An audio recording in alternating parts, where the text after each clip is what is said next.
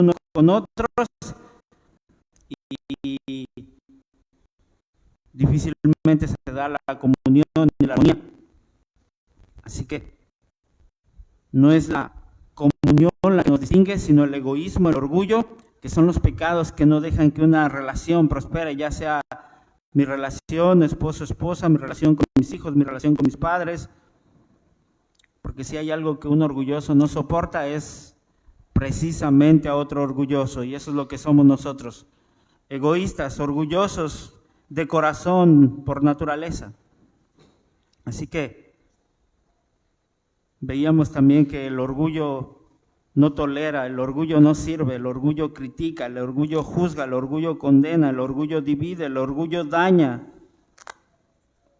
No solamente nuestras relaciones personales, daña la eficacia del Evangelio.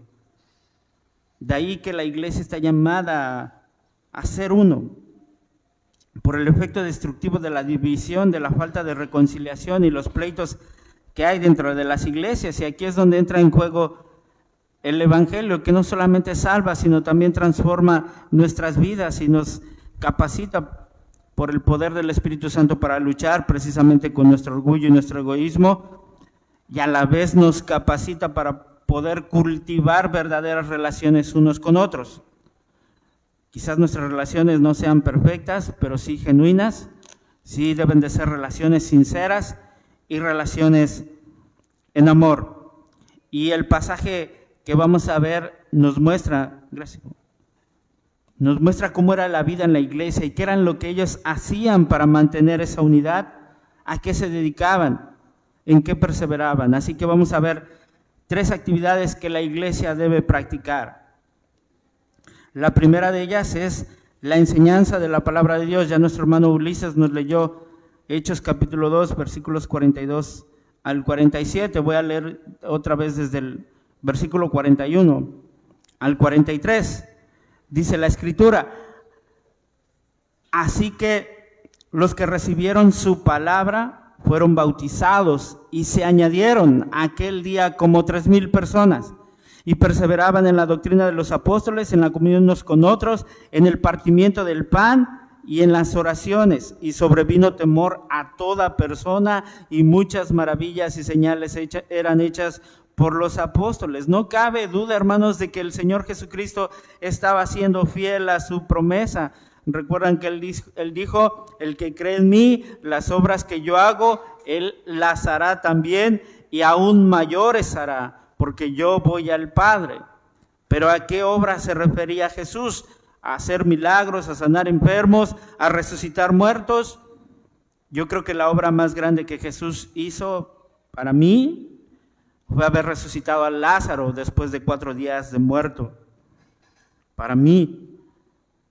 Pero ¿a qué obra se refería Jesús? Él mismo lo explica en Juan 6:29, dice: esta es la obra de Dios, que creáis en el que Él ha enviado.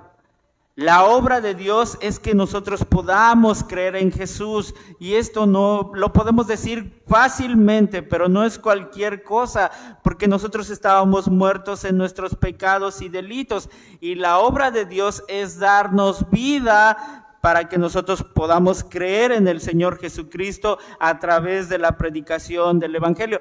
Y eso es lo que estaba pasando precisamente ese día en Pentecostés. Pedro predica la palabra y en un día se convierten más de 3,000 personas. Ahora, ¿qué pasó con estas personas que creyeron? Creyeron y simplemente se fueron a su casa felices, contentos de haber recibido al Señor Jesucristo. No, vean lo que dice el texto: se añadieron aquel día más de 3,000 personas, y se añadieron a la iglesia, y dice que estas personas perseveraban en la doctrina de los apóstoles. Es decir, la escritura, la palabra, la verdad revelada que recibieron los apóstoles y quedó registrado en las escrituras bajo la inspiración del Espíritu Santo. Las enseñanzas que Cristo había dado a sus apóstoles y que ellos enseñaron fielmente a la iglesia primitiva. Jesús dijo: id y predicad el evangelio a toda criatura, enséñenles a guardar todo lo que yo les he mandado. Todo lo que Jesús mandó que nosotros guardáramos es lo que los apóstoles estaban enseñando. La palabra de Dios, que es el fundamento sobre el cual está edificada la iglesia. Por eso la exhortación de Pablo a los Efesios: edificaos sobre el fundamento de los apóstoles y profetas, siendo la piedra principal del ángulo Jesucristo mismo. La iglesia perseveraba en la enseñanza. La vida de la iglesia consistía en la enseñanza constante de la palabra de Dios. Las personas creían al mensaje del evangelio y entendían que ahora eran parte de una comunidad, que era la iglesia. A esa iglesia era la que se añadían, era el lugar donde las personas experimentaban el amor de Cristo de una manera muy práctica, pero también era el lugar donde eran corregidos, instruidos, enseñados, alentados. Tan pronto estas personas creyeron, dedicaban tiempo, escúchenlo bien, dedicaban tiempo a recibir estas enseñanzas. No era algo que hacían cada vez que se les pegaba en gana o cuando se acordaban o el día domingo. Era algo que hacían constantemente. El ministerio principal de la iglesia es la enseñanza de la palabra. La iglesia no es el lugar para enseñar acerca de visiones, de manifestaciones, de sueños, de expulsar demonios. Y no es que esto no suceda, pero hermanos, el ministerio de la iglesia es enseñar la palabra de Dios, todo lo que Jesús mandó. Si nosotros dejamos de predicar la palabra de Dios, no importa lo que hagamos, nosotros ya perdimos el propósito de lo que somos como iglesia. La palabra es el centro de la vida de la iglesia. La salud espiritual de la iglesia depende de la predicación fiel de la palabra. No estamos aquí para entretenerlos, no estamos aquí para hacer actividades. No es la iglesia, como vimos, no es un club social, no es hacer labor social. Es predicar la palabra, es predicarles el evangelio, que es poder de Dios para salvación a todo aquel que cree, y no solamente salva, transforma. Cuando ustedes vean a una persona transformada, cambiada, hermanos, es porque esta persona se ha dedicado a pasar tiempo en la palabra de Dios. Cuando ustedes vean a una persona actuar, ser, parecerse más a Cristo, es porque esta persona se ha expuesto fielmente a la palabra de Dios, y la palabra lo va transformando de gloria en gloria como a la misma imagen del que lo creó. Ese es el poder de la palabra de Dios. La palabra transforma, la palabra limpia, la palabra santifica, como leíamos Juan 17:17. El Espíritu Santo, hermanos, también que habita en nosotros, nos da ese deseo por la palabra. El Espíritu Santo también que habita en nosotros ilumina nuestra mente para que podamos entenderla, y no solamente entenderla, sino también para que podamos obedecerla. El Espíritu obra a través de la palabra. El Espíritu no obra a través del espectáculo, no obra a través del show, no obra a través de las luces, no obra a través de el entretenimiento, obra a través de la palabra. Si nosotros queremos que personas sean salvas, sean transformadas, que esta sea una iglesia unida, debemos dedicarnos constantemente a predicar la palabra de Dios, porque Dios no ha prometido obrar de ninguna otra manera que no sea a través de su palabra. De allí la palabra de Pablo en Efesios dice que habiendo oído la palabra de verdad, el evangelio de nuestra salvación, y habiendo creído en él, fuisteis sellados con el espíritu de la promesa. Tan fácil como lo describe Pablo. Ustedes escucharon la palabra, ustedes creyeron al mensaje de la palabra del evangelio y ustedes fueron salvos. Santiago nos dice que Él de su voluntad nos hizo nacer por la palabra de verdad. Sin la palabra, mis hermanos, es imposible que las personas crean. Sin la predicación de la palabra es imposible que el Espíritu Santo obre. Sin la palabra no podemos crecer, no podemos madurar. espiritualmente, porque es la palabra, el medio por el cual el Espíritu Santo obra en nosotros. El problema de nosotros como iglesia, hermanos, es la falta de predicación de la palabra. Y es que la obra del Espíritu Santo, mis hermanos, por medio de la palabra no es visible. Nosotros no podemos percibirla. Predicamos la palabra, pero no sabemos lo que la palabra de Dios está produciendo en sus vidas. Nosotros queremos ver, nosotros quisiéramos medir algo para saber que estamos haciendo bien las cosas. Como no podemos verlo, de allí surge la tendencia a usar métodos que aparentemente son más efectivos para alcanzar personas y mantener a las personas que ya están dentro de la iglesia. De allí que vemos los milagros, la doctrina de la prosperidad, sueños, visiones. Eso atrae, hermanos. Eso atrae a muchísima gente. Eso es popular.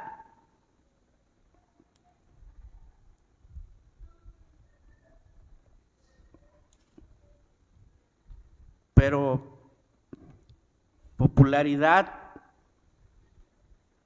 no es igual que salvación. Solo el Evangelio es poder de Dios para salvación. Si la iglesia se midiera por el número de sus congregantes, la iglesia más popular sería la luz del mundo.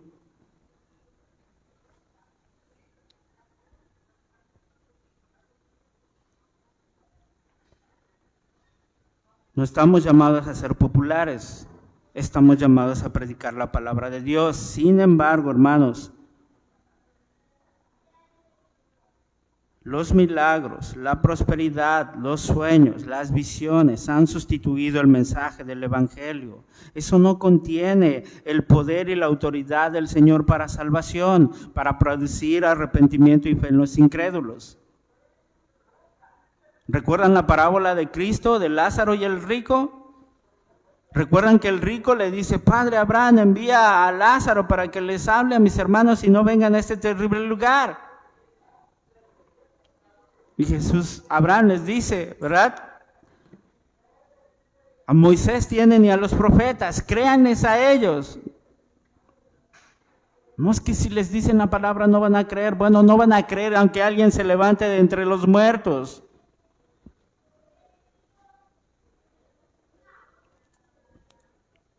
Los milagros, las sanidades, no producen fe. La fe viene por el oír y el oír por la palabra de Dios. Debemos perseverar predicando el Evangelio. Debemos perseverar predicando la palabra de Dios para edificar la iglesia.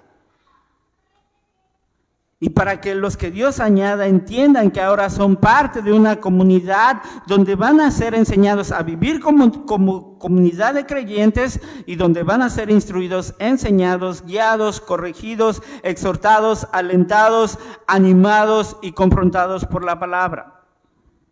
¿Cuál fue el resultado de la predicación de la palabra? Dice en el versículo 43 que sobrevino temor. La predicación trajo como resultado temor reverente a Dios. El problema, mis hermanos, que cuando nosotros no predicamos el Evangelio y lo tratamos de diluir, de hacerlo suave para que sea aceptado o lo adoptamos de modo que la gente lo acepte, no producirá absolutamente nada. No producirá ese temor reverente por Dios. Cuando el hombre no teme a Dios, hermanos, es libre para desobedecer. Persistirá en su egoísmo, en su orgullo y va camino a una destrucción. ¿Pero qué queremos decir con temor de Dios? La Biblia nos enseña acerca del temor de Dios en dos maneras. Uno, el terror, el miedo. Y la otra es reverencia y admiración. El temor a Dios surge de un miedo al darnos cuenta del juicio inminente de Dios por nuestro pecado. Cuando Adán pecó, se escondió porque estaba aterrado. Esa clase de temor debería caracterizar a cada persona inconversa, porque vive cada día siendo objeto de la ira de Dios. Sin embargo, rara la vez sucede así, porque la gente no sabe que algún día rendirá a Dios cuentas por su pecado. No sabe que algún día Dios lo traerá a juicio, y por eso vive como vive, por eso hace lo que hace, por eso piensa como piensa y actúa como actúa. Él no considera a Dios en su vida. Dios no está presente en sus decisiones, en sus acciones. Por eso la gente actúa sin reverencia, sin temor. Por el contrario, el creyente vive con un temor reverente porque sabe que está delante de la presencia de Dios todos los días. La palabra le ha hecho saber que su Dios es un Dios 3 veces santo y que su voluntad es buena, es agradable y es perfecta. Y Él quiere obedecerle y no deshonrar su voluntad, sino vivir de una manera que agrade a Dios, no por miedo al castigo, sino por amor a aquel que le salvó. Así que podemos ver cómo Dios estaba obrando en la iglesia, trayendo salvación, trayendo arrepentimiento, trayendo convicción y trayendo transformación. Ese es el poder de la predicación fiel de la palabra. Los apóstoles no tenían que producir absolutamente nada, no tuvieron que emplear ningún método. Era la convicción del Espíritu que estaba produciendo temor reverente cuando la gente era expuesta a la palabra de Dios.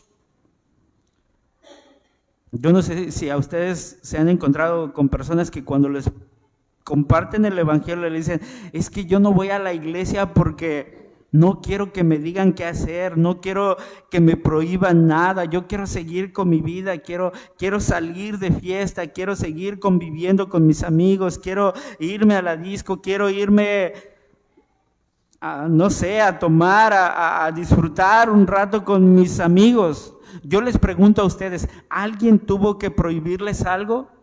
Mis hermanos, yo no estoy aquí para decirles qué hacer o qué no hacer. Yo estoy aquí para predicar la palabra. Y la misma palabra, por medio del Espíritu Santo, va a producir ese temor reverente en sus vidas para que ustedes puedan obedecer a Dios y hacer lo que a Él le agrada.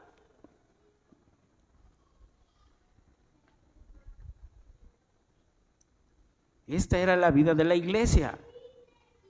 La iglesia estaba dedicada a la palabra. Tenía la iglesia el deseo por la palabra y Dios estaba produciendo temor en las personas, el deseo de obedecer. Hermanos, debemos seguir aferrados a la palabra. Debe de ser nuestro deseo, hermanos, y pedirle a Dios que no nos apartemos jamás del evangelio. Recuerden la palabra de Pablo a los Gálatas: si alguien viene y les predica algún evangelio diferente, si algún ángel del cielo, si algún apóstol les predica a alguien diferente, sea anatema. Más bien debemos desear como niños recién nacidos la leche espiritual no adulterada, para que por ella crezcamos para salvación. De allí la exhortación de Pablo a Timoteo: pero tú predica la palabra. Le escribe a Timoteo en su primera carta y le dice: entre tanto que voy, ocúpate en la lectura, la exhortación y la enseñanza. La enseñanza de la palabra. Pablo no le dice a Timoteo: ocúpate en las nuevas visiones, ocúpate en las nuevas revelaciones, ocúpate del entretenimiento, ocúpate de las actividades. No, la característica de una iglesia bíblica es que ella está dedicada a la palabra de Dios. Desafortunadamente, como iglesia nos hemos dedicado a cualquier otra cosa menos a la palabra de Dios. Y es porque a veces tenemos una perspectiva incorrecta de la palabra de Dios. toda la Escritura es inspirada por Dios y útil para enseñar, para redarguir, para corregir, para instruir en justicia. Todo lo que está escrito aquí en la Biblia es el mensaje de parte de Dios y es útil para nuestra enseñanza, es útil para enseñarle a la gente, para ayudarla, a corregirla y enseñarle cómo debe vivir. Si la Escritura no es suficiente para la iglesia como nuestra norma de fe y conducta, entonces cualquier otra cosa es válida, cualquier otra cosa es viable, cualquier otra cosa es aceptable, cualquier otro método que atraiga a las personas y las mantenga en la iglesia es bueno. No importa lo que crean, no importa cómo vivan, lo importante es que estén dentro de la iglesia. No, mis hermanos, y 1000 veces no.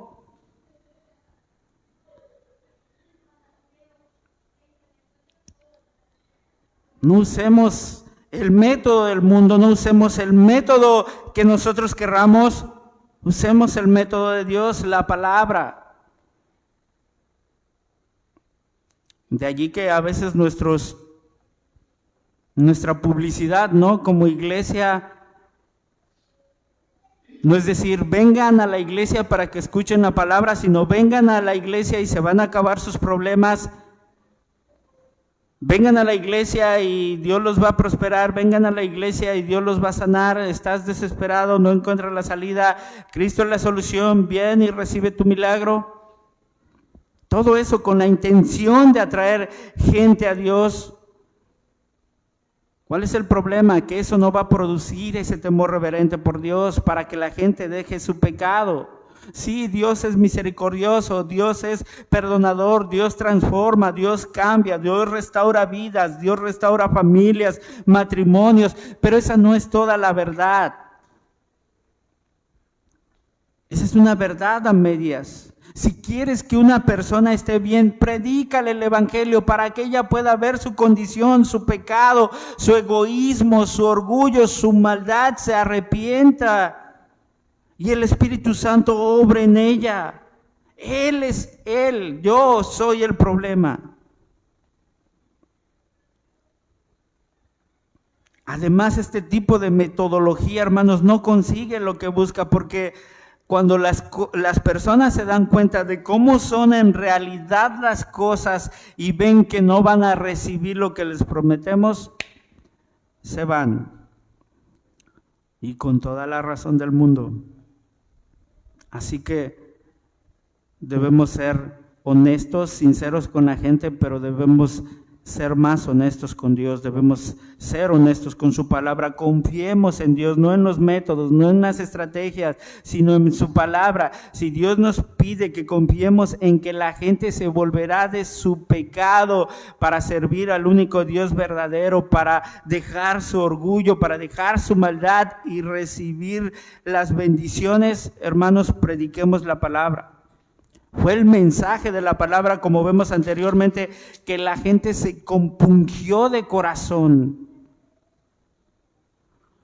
Estaban escuchando lo que habían hecho con Cristo, estaban escuchando cómo su pecado había hecho que el Señor fuera clavado en la cruz, y la gente dijo, ya no nos hablen mal de eso, ya.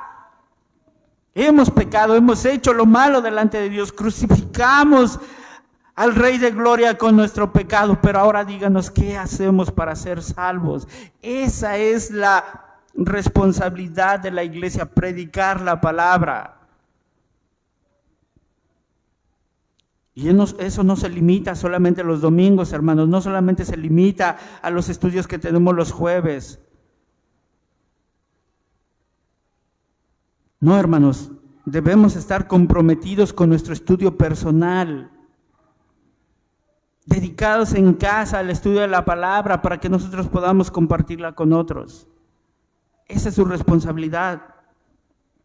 Veíamos ayer en el libro de Nuestra Adoración Importa, ¿no? Una de las exhortaciones, de las invitaciones del autor, él decía, no sé por qué tengo que escribir esto, pero lo tengo que decir, tienes que leer la palabra.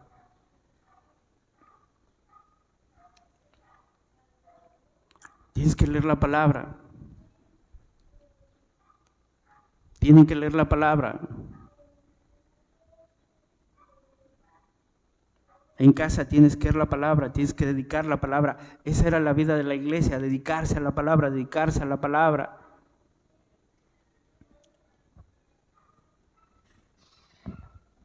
¿No? Y a veces, mis hermanos, no sabemos, ya tenemos tiempo y como dice Pablo, hay que enseñarles otra vez los viejos rudimentos, hay que enseñarles otra vez, hay que darles leche porque no crecen, no maduran, pero jamás van a madurar si no persistimos en la palabra de Dios. Es su responsabilidad estudiar, es su responsabilidad leer, es su responsabilidad meditar en la palabra de Dios. Nuestra responsabilidad es, como iglesia, enseñar la palabra de Dios. Esa era la vida de la iglesia, el primer punto. El segundo punto es que la iglesia era un lugar de comunión. Voy a dar lectura a los versículos 44 al 46. Todos los que habían creído estaban juntos y tenían en común todas las cosas y vendían sus propiedades y sus bienes y los repartían a todos según la necesidad de cada uno, y perseverando unánimes cada día en el templo y partiendo el pan en las casas, comían juntos con alegría y sencillez de corazón. Cada creyente que se añadía a la iglesia debía alimentarse de la palabra.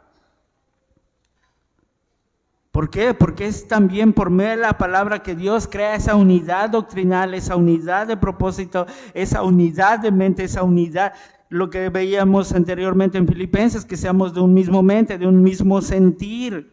Es lo que crea unidad en nuestra vida práctica. Dios diseñó la iglesia para ser un lugar de comunión. No existen, hermanos, cristianos solitarios.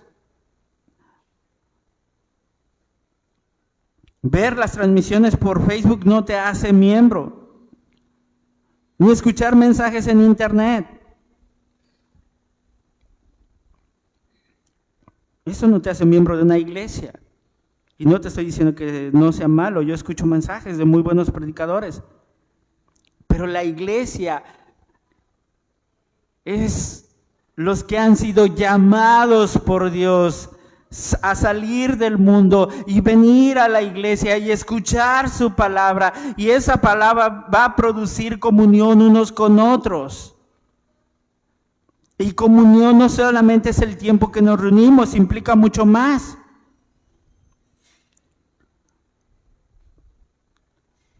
Dice en el versículo que leímos, en el versículo 2, versículo 42, y perseveraban en la doctrina de los apóstoles, en la comunión unos con otros. ¿Y a qué tipo de comunión se refiere?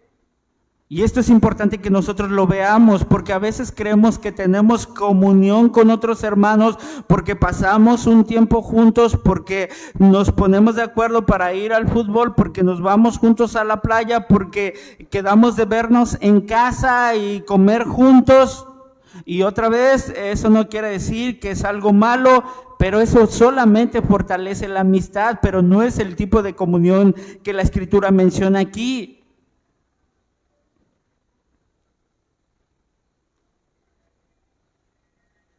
Dice que perseveraban en la comunión unos con otros, y más adelante en el versículo que acabé de leer dice que compartían el pan, comían juntos.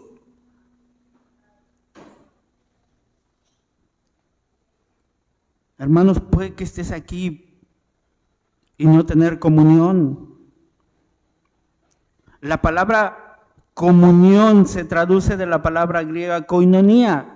Koinonia significa participar, contribuir. Sugiere entrar en una relación que se participa y contribuye. Implica la acción de cooperar, de asociarse con alguien. A nivel político, a nivel comercial, se usaba también para referirse al matrimonio. En el contexto bíblico, koinonia tiene un significado profundo porque trasciende la mera convivencia social. El término koinonia encierra la esencia de la vida comunitaria en la iglesia primitiva y refleja la relación íntima entre los creyentes y con Dios. Koinonia es una palabra que significa tener algo en común. Implica una participación activa y compartida en los bienes y los recursos. Implica una participación en un sentido de aportar material como aportar algo espiritual. Koinonía implica una participación activa en la obra de Dios. Dice aquí en el libro de Filipenses, en el capítulo 1,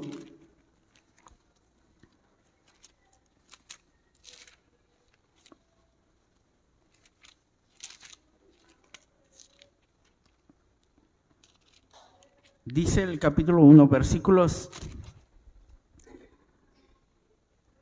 3 al 5, dice Pablo: doy gracias a mi Dios siempre que me acuerdo de vosotros, siempre en todas mis oraciones rogando con gozo por todos vosotros, por vuestra comunión en el Evangelio desde el primer día hasta ahora. Aquí vemos otra vez la palabra koinonía, comunión, y aquí se refiere a colaboración, a participación en el apoyo del Evangelio y la propagación del Evangelio, lo que demuestra que la comunión no solamente es una experiencia espiritual, sino es una acción visible.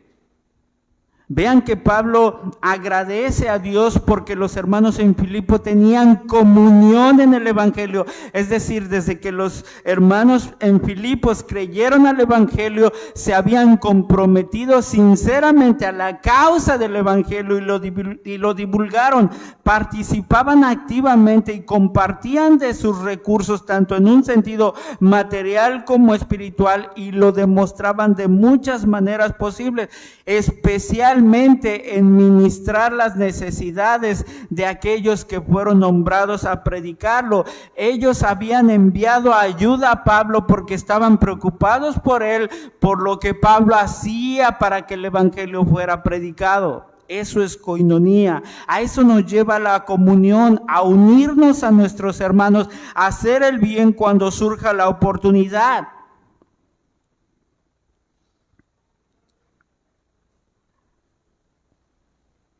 Pero es que ¿cómo Pablo podía tener comunión con los hermanos si no estaban juntos? Pablo tenía comunión con ellos por el Evangelio que compartían en común. Él estaba al tanto de ellos y animaba a la iglesia para que ellos estuvieran unánimes luchando por el Evangelio y que vivieran a la luz del Evangelio que profesaban. Cuando nosotros encontramos en la Biblia la palabra comunión, se usa para describir la relación que los creyentes tenemos entre nosotros y con Dios. Comunión enfatiza la relación y el apoyo mutuo en el Evangelio. Hermanos, nosotros podemos ayudar, podemos contribuir, podemos diezmar, podemos ofrendar, podemos dar de nuestros bienes y aún así no tener comunión. Podemos hacer actividades juntos y aún así no tener comunión.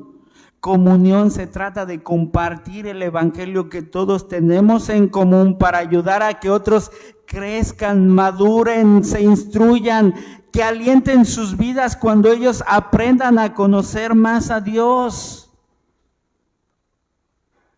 Comunión, koinonía, es ayudar a ese hermano a que el Evangelio avance en su vida para que tenga una mejor comunión con Dios, y esa comunión con Dios va a fortalecer su comunión conmigo. La comunión que existía dentro de la iglesia, hermanos, era por un interés en común. La causa del Evangelio era Cristo, hermanos. Cristo, como dice un autor, la gente veía a Cristo en cada miembro. Y así como Cristo los había tratado, así como Cristo los había perdonado, así como Cristo los había recibido, hermanos, ellos se trataban así unos a otros. Eso los llevó a ayudarse, eso los llevó a amarse mutuamente. Nosotros, si amamos a la iglesia, hermanos, si amamos a Cristo es porque amamos a la iglesia. Si tenemos una relación con Cristo, debemos tener una relación con su iglesia. La comunión tiene dos características, con Dios y con el hombre, y estas no se pueden separar. Tener una relación con el Padre por medio de su Hijo Jesucristo es también tener una relación con aquellos que tienen una relación con Cristo.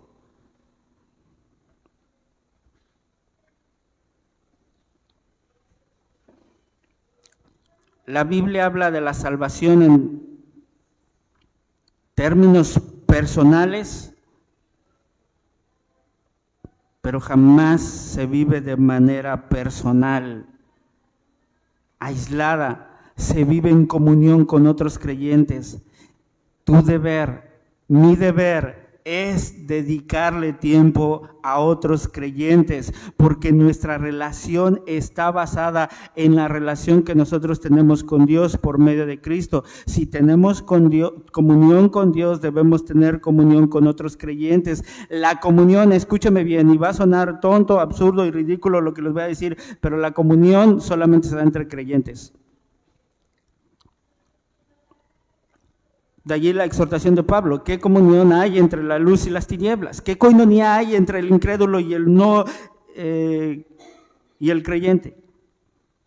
No hay ninguna relación, no hay ninguna comunión, ninguna. La comunión solo se da con aquellos que comparten una relación con Cristo. Podemos tener cosas en común con otras personas, sí, nos puede gustar el mismo deporte, podemos practicar los mismos pasatiempos, podemos hablar de política, podemos, no sé, hablar de algo que nos guste en común. Pero solo los creyentes podemos edificarnos en nuestra relación con Dios. Solamente entre creyentes podemos ayudarnos en nuestro crecimiento, en nuestro fortalecimiento y madurez espiritual. Y al hacerlo, hermanos, nuestra relación unos con otros se fortalece.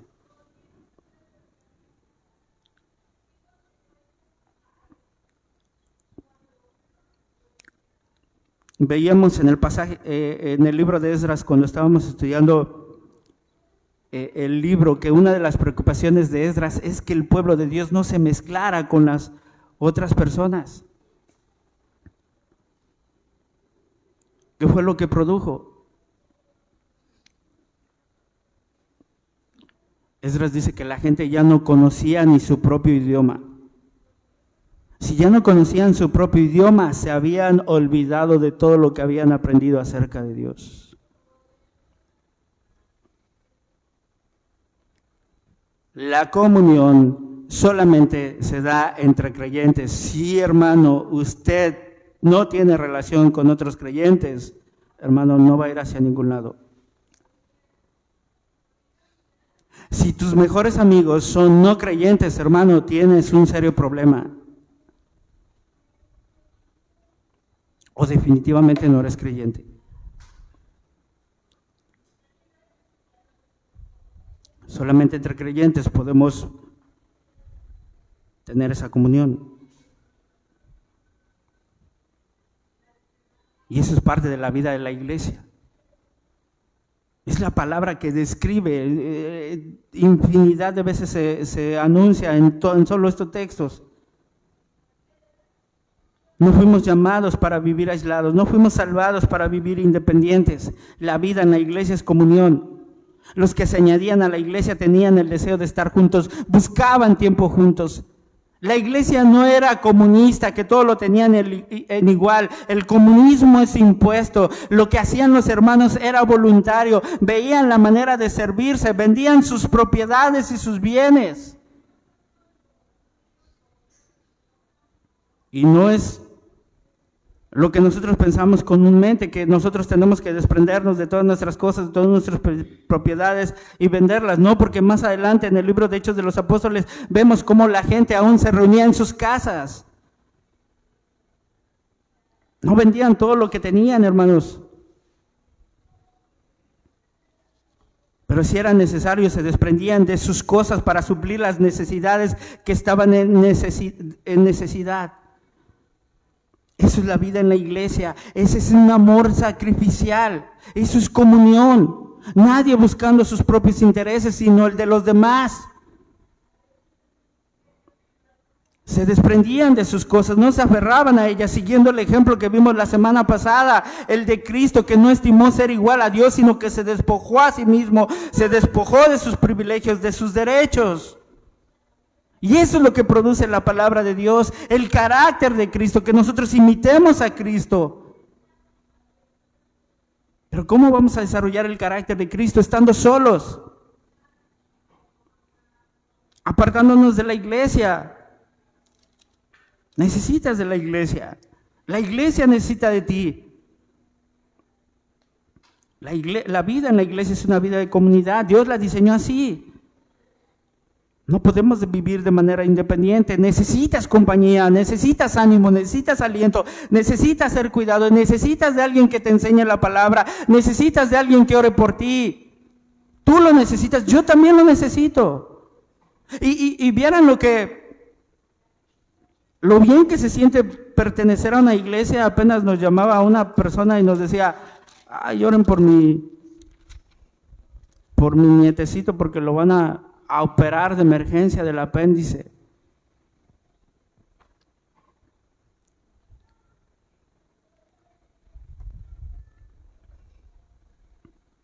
Necesitamos de la iglesia.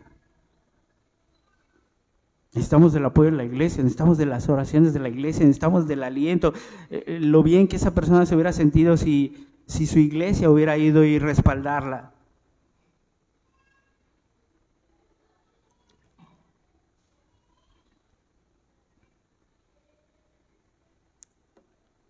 La vida en la iglesia es una vida en comunión, y la predicación de la palabra es lo que nos hace estar en comunión, es lo que nos hace estar unánimes, permanecer juntos. Ellos estaban unánimes, hermanos, y unanimidad no quiere decir que hay 8 votos a favor y 7 en contra y lo que decide la mayoría es lo que se va a hacer. No, hermanos, eso no es unanimidad. Unanimidad es enseñarle a aquellos hermanos que no están de acuerdo a nosotros para que también estén convencidos como nosotros estamos convencidos por medio de la palabra. La palabra es la que va a traer unanimidad.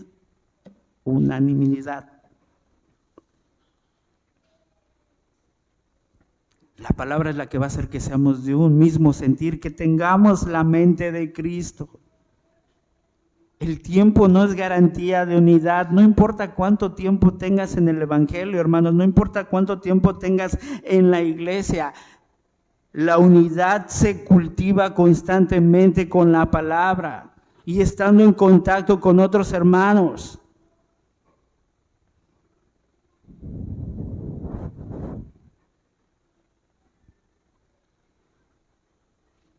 Tú no sabes si algún hermano ha querido irse, ha querido desviarse, ha querido renunciar. Tú no sabes los problemas que ha tenido en la semana. Tú no sabes las luchas que él ha tenido, las dificultades, las preocupaciones. Hermano, el enemigo está como león rugiente buscando a quien devorar, ver quién se aparta de la iglesia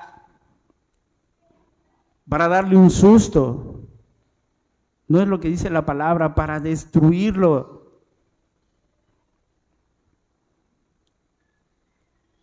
El enemigo saca provecho de la desigualdad, de la falta de reconciliación, de la falta de armonía, de la falta de unidad. Saca provecho de las diferencias que se dan dentro de la iglesia para destruir a la iglesia. Prediquemos entonces la palabra. Dice el versículo 46 que perseveraban unánimes cada día en el templo y participando del pan en las casas, comían juntos con alegría. Ahora sí, compartían, hermanos, juntos con alegría y sencillez de corazón. Con sencillez de corazón, hermanos. Esa falta de sencillez de corazón es un término difícil de interpretar, pero yo diría que es una falta de humildad. Esa falta de humildad nos hace difícil sobrellevar a otros, difícil de tratar con otros. Hace que nos ofendamos por cualquier cosa, que nos sintamos por cualquier cosa, como decíamos la semana pasada. Todo criticamos porque no somos sencillos de corazón. Alguien que es sencillo de corazón no quiere ser de tropiezo para otros. No cree que merece un mejor trato, mejores privilegios. No son egoístas, no son orgullosos, son humildes. No hacen que otros hermanos se amolden a sus ideas o sus opiniones.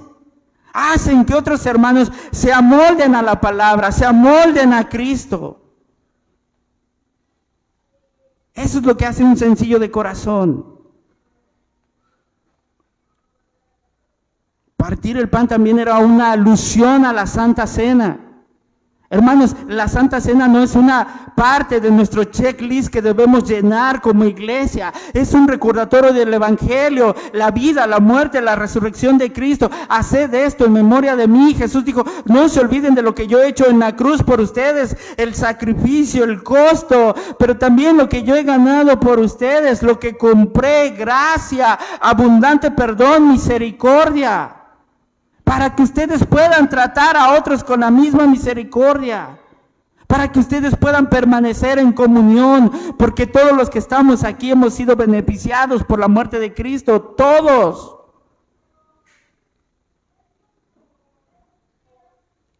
Todos. A todos nos recuerda que fue el amor de Cristo por nosotros lo que lo llevó a la cruz. Y para que así como Cristo nos amó, para que como Cristo nos ama, nosotros nos amemos unos a otros. Y por último, la iglesia es un lugar de oración y adoración. Punto número 3. Voy a leer otra vez el versículo 42. Dice, y perseveraban en la doctrina de los apóstoles, en la comunión unos con otros, en el partimiento del pan y en las oraciones. Aquí hay otra referencia del partimiento del pan y no son la misma cosa. Partir el pan también se refería a una comida diaria. Esa comida diaria era acompañada con oraciones y la predicación de la palabra. Los hermanos buscaban algo tan sencillo, hermanos, para crear oportunidades y hablar acerca de lo que estaban aprendiendo del Señor Jesucristo y su plan de redención, a la misma vez que oraban entre ellos como iglesia, como grupo, y eso los unificaba. No dice por qué oraban, pero yo me imagino que si la iglesia estaba unida, ellos oraban lo que Jesús oró por nosotros: Padre, que sean uno, así como tú y yo somos uno.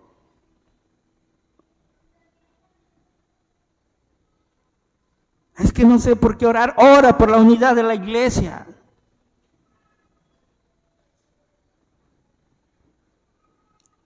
Esto es la vida en la iglesia, comunión, donde cualquiera usaba una oportunidad, hermanos, para reunir hermanos, hablarles de la palabra y orar por ellos, y lo hacían con alegría, con gozo. En la iglesia debe existir comunión y gozo, alegría, que cuando alguien venga, hermanos, encuentren lo que en ningún otro lugar van a encontrar: una cara sonriente y feliz.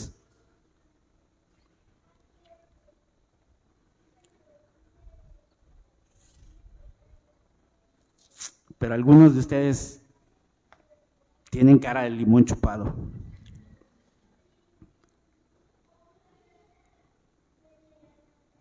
Recuerdo que el pastor Núñez daba un ejemplo de unas personas que iban en el tiempo de antes en caballos, iban no sé a qué lugar, pero dice que se encontraron en el camino a una persona y todos iban en caballo y él iba a pie y le dijeron: ¿a dónde vas? Te llevamos. Y él se le quedó mirando a todos, pero ninguno tenía una cara de buen amigo. Y el único que tenía una cara feliz Le dijo, oye, ¿me puedo ir contigo? Llegando al lugar donde habían llegado, le dijeron, oye, ¿cómo te atreves a pedirle al presidente que te dejara subirse en su caballo? Pues ese es el único que tenía una cara feliz. Hermanos, si alguien viene a la iglesia, así, con esa cara los vamos a recibir.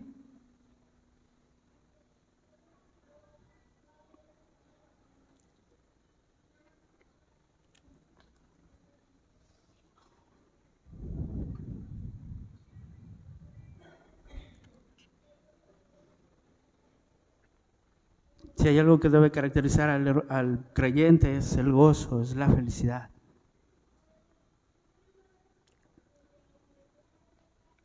Y no digo que no haya problemas ni situaciones difíciles, pero hermanos,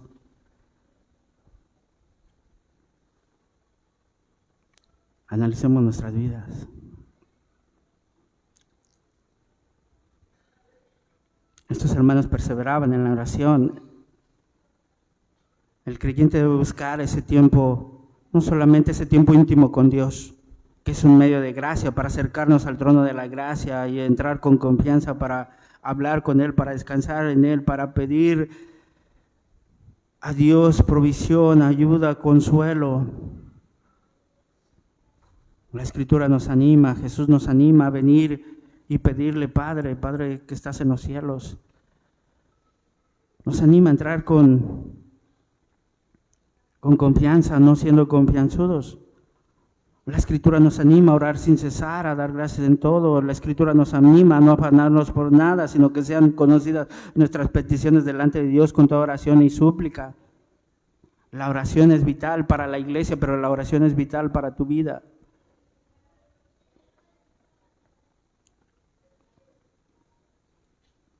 Y la oración no solamente es para pedir para nuestras necesidades, sino pedir conforme a su voluntad, porque sabemos que si oramos conforme a su voluntad, Él nos oye.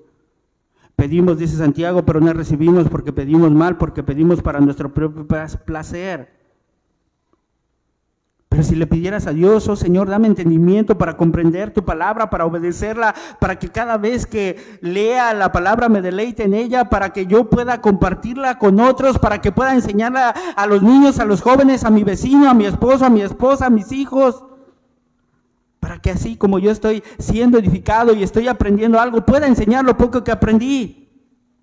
Esa era la oración de Pablo, oren por mí. ¿Para qué, Pablo? Para que al abrir mi boca me sea dada palabra para dar a conocer con denuedo el misterio del Evangelio.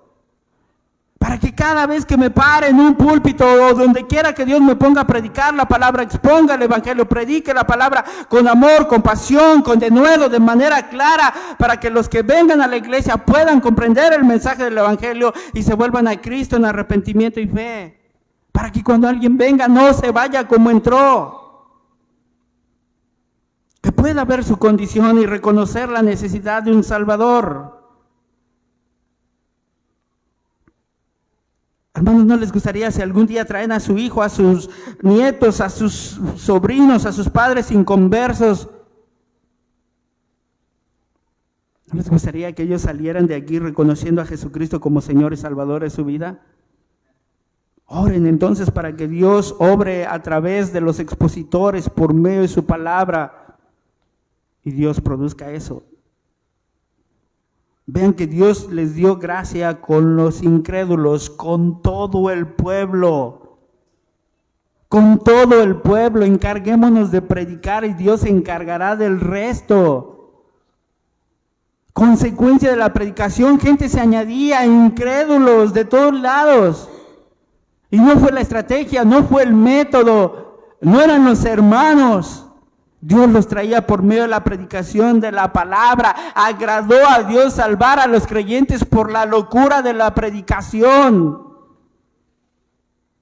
Por medio de ese mensaje absurdo, ridículo, hermanos, es que Dios abre nuestros ojos, es que Dios produce vida en nosotros, es que Dios nos hace ver nuestra condición y nos hace ver y decir, perdido fui, ahora soy hallado.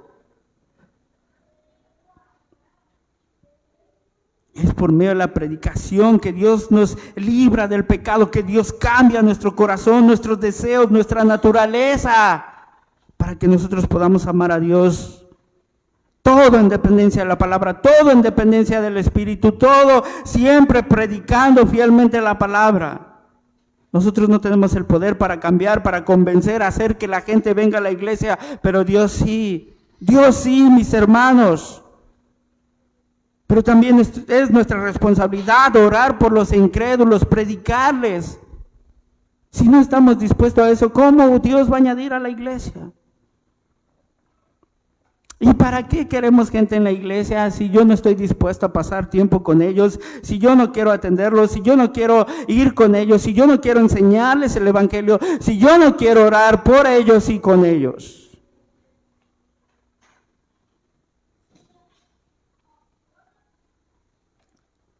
Versículo 47, alabando a Dios y teniendo favor con todo el pueblo. Alabando a Dios y teniendo favor con todo el pueblo. La adoración, hermanos, también surge en el contexto de la predicación de la palabra de Dios.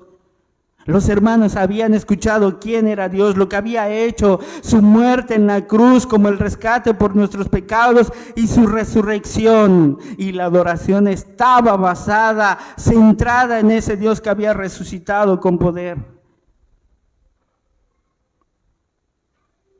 La alabanza a Dios estaba basada en el carácter de Dios porque habían sido expuestos a la palabra de Dios.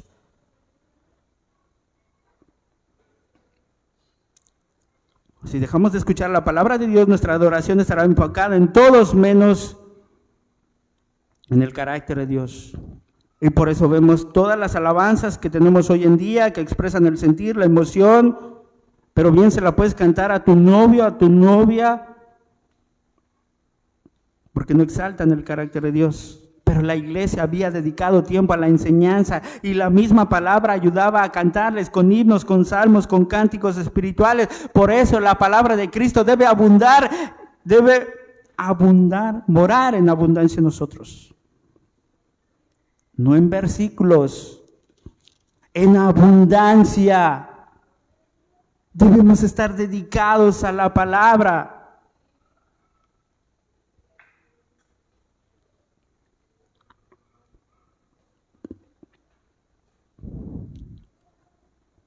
Veíamos ayer, y cito estas palabras del autor: si Dios no se hubiera revelado a nosotros, no sabíamos a quién agradecer, a quién obedecer, a quién servir, no sabríamos a quién adorarle, pero Dios nos revela su carácter, naturaleza, promesas, y nosotros respondemos con gratitud y obediencia, respondemos en adoración. La adoración no se limita a cantar, su vida agradaba a Dios porque obedecían lo que la palabra de Dios les mandaba. ¿Eres iglesia? Hermano, debes vivir la palabra de Dios. Hermano, eres iglesia, debes modelar el mensaje del evangelio que predicas, el mensaje del perdón, el mensaje del amor, el mensaje de la esperanza, el mensaje de la reconciliación. Debes modelarlo con tu vida. Porque solo el mundo conocerá que si tenemos amor unos por otros, hermanos, van a creer en el Señor Jesucristo. El mundo no sabe cuánto lees la palabra, cuánto sabes de teología, cuánto oras, cuánto sirves, cuál es tu ministerio, pero el mundo sí ve tu vida.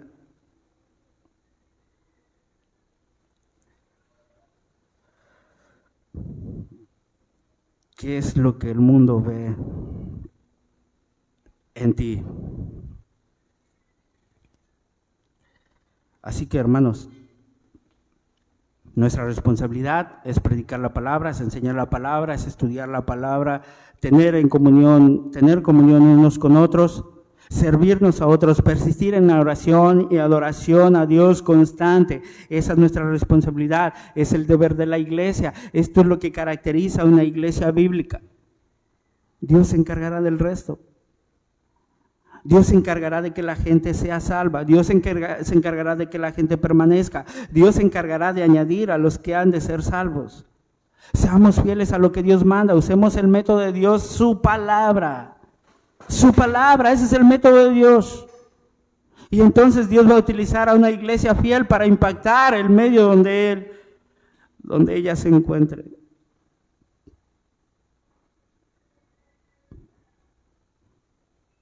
Si nosotros nos dedicamos a ser fieles a la enseñanza de la palabra de Dios, a la comunión unos con otros, a la oración y a la adoración, entonces no seremos solamente una iglesia que agrada a Dios, sino una iglesia que va a impactar el medio donde estamos.